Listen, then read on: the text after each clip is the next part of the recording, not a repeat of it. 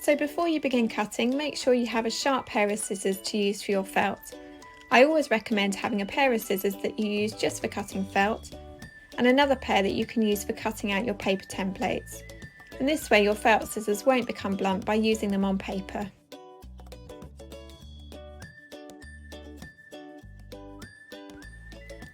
If you're using one of my kits, you'll find the templates for your project printed on a sheet of paper inside the kit.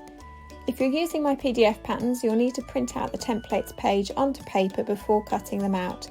Use A4 paper if you have it, otherwise make sure you are printing the sheets at actual size. All of the shapes in my patterns and kits are designed to be cut on the outside of the black line. So now you're ready to take your paper cutting scissors and begin cutting out your templates.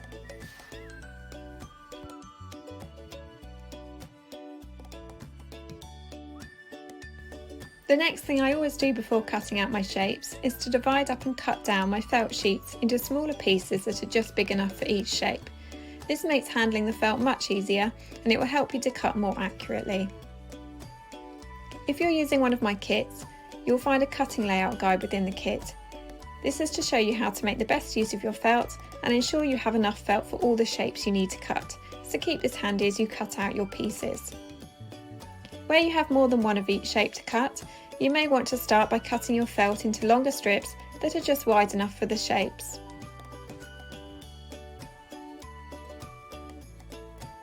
Then you can cut the strips down into smaller chunks for each shape.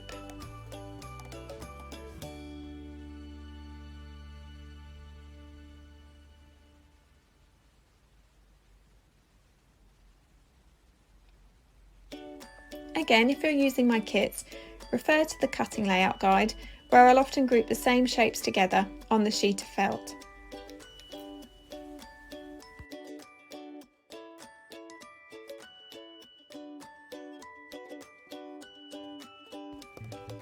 So now you have your felt divided up, you can begin cutting your felt shapes.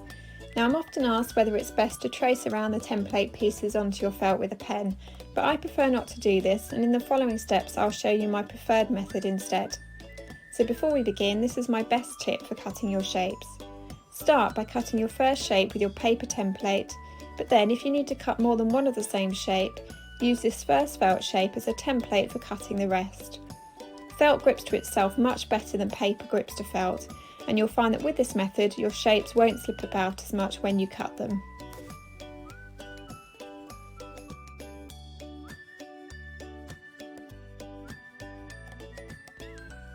Let's start with my shapes that have a straight edge to them, and the best way to cut these is to line up the bottom edge of your paper template with the edge of your felt first, and then cut in a smooth movement around the rest of the shape.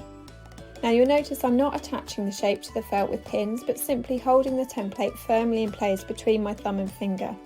This is all you need to do for most of the shapes in my patterns.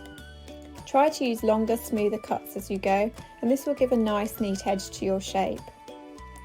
If the shape has a pointed end, first cut one side towards the point, away from the straight edge. Use a long fluid movement as you go, until you reach the point at the end. Then turn your shape around and start at the point and go back down the opposite edge.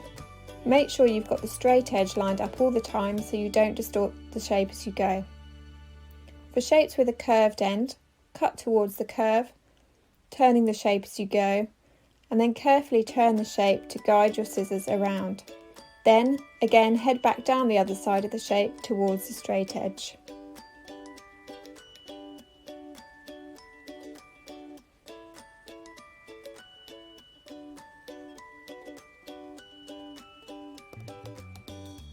Now I've cut the first shapes using my paper templates, I have a few more to cut, so I'm going to use my felt shape to cut the rest. I use the same method as before, but this time the felt is going to help me to grip the shape as I cut around it.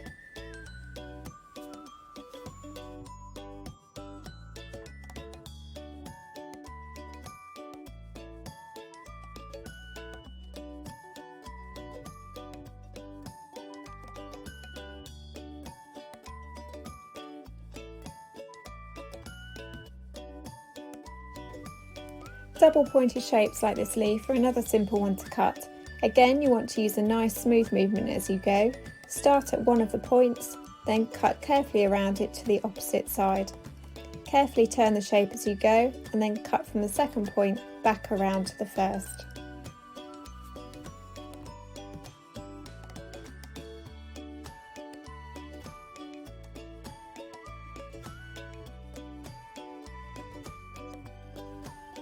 Continuous shapes like ovals and circles have no obvious place to begin cutting, so with these the best thing is simply to cut towards the shape and then carefully turn the template around to guide your scissors around the edge of it.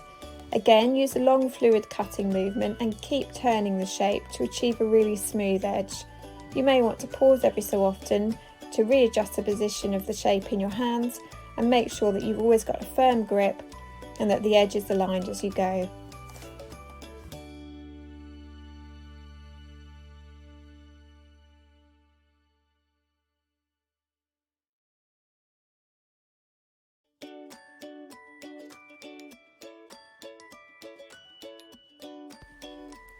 Multi-pointers and star shapes look like they'll be difficult to cut, but I want to show you a really easy method that I always use for cutting these out.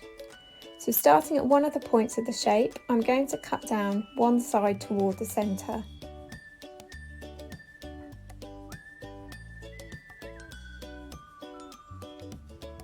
Now, carefully holding the shape in place and making sure it hasn't moved, I'm going to do the same on the next point, cutting down the right side again.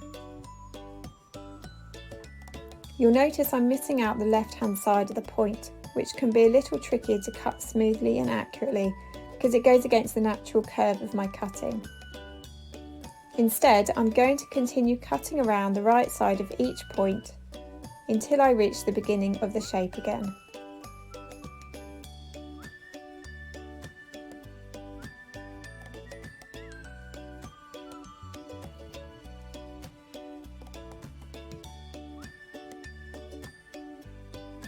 Next, I move the template to the back of my shape, but you'll notice I'm not turning or flipping the template, I'm simply moving it to the back. And now I'll flip over the shape with the template on the back.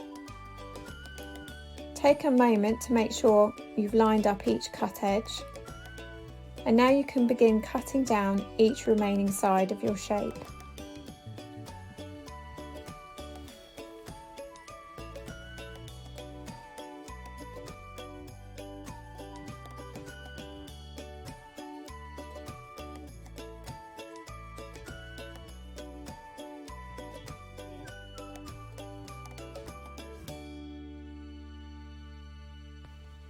Finally, for any larger template pieces, you may want to use some dressmaking pins to hold the shapes to the felt as you cut them.